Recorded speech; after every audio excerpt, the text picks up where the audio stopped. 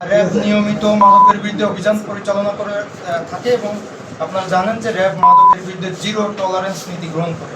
তো এরই ভিত্তিতে আমরা আমাদের গোয়েন্দা সংস্থার প্রতিবেদন তথ্য অনুযায়ী আমরা গত রাতে মাদকের বিরুদ্ধে বিশেষ অভিযান পরিচালনা করি। অভিযান পরিচালনা করাকালে আর কি নাটালের মোড় নামক স্থানে আমরা এই তল্লাশি চৌকি স্থাপন করে তখন আমাদের কাছে পূর্ব থেকেই তথ্য ছিল যে ব্যাপক পরিমাণ বাজার একটি চালান আসছে।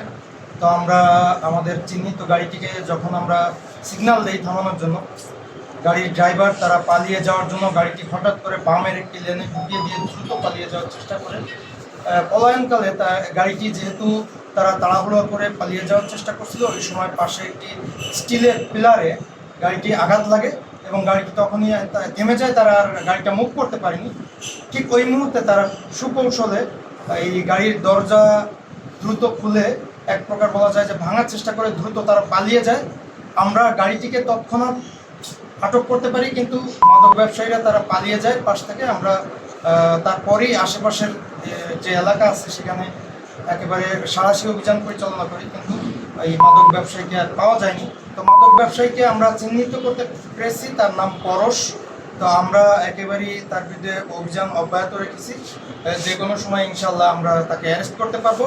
আর আমরা যে গাঁজার চালানটি উদ্ধার করতে জব্দ করতে সক্ষম হই সেটা হলো একটি টয়োটা এক্সিও প্রাইভেট কারের মধ্যে 5টি বস্তা বলা যায়, 3টি কালো রঙের ব্যাগ, বড় ব্যাগ সেটা বস্তার সাইজেরই, আর 2টি পাটের বস্তা। এই 5টি বস্তার মধ্যে 102 কেজি গাঁজা, একটা বড় অ্যামাউন্ট, এটা 102 কেজি গাঁজা। এত পরিমাণ গাঁজা আসলে সাধারণত পাওয়া যায় না।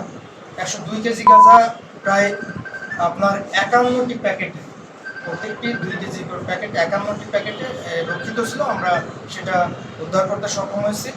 আমরা এর মাধ্যমে এটাই বলতে চাই যে র্যাব মাদকের বিরুদ্ধে নিয়মিত অভিযান পরিচালনা করে যাচ্ছে এবং যাবে।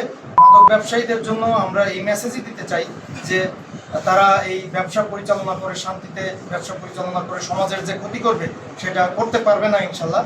আর সমাজের সর্বস্তরের মানুষের জন্য আমাদের যে মেসেজ বা নিবেদন সেটা হলো যে আপনারা সকলেই সহযোগিতা করুন, যাতে মাদকের এই সরাসরি যে সেটা বন্ধ করতে আমরাও পারি এবং আপনারাও এর সহযোগী হয়ে সমাজকে মাদক মুক্ত করতে সহায়তা করবেন ইনশাআল্লাহ।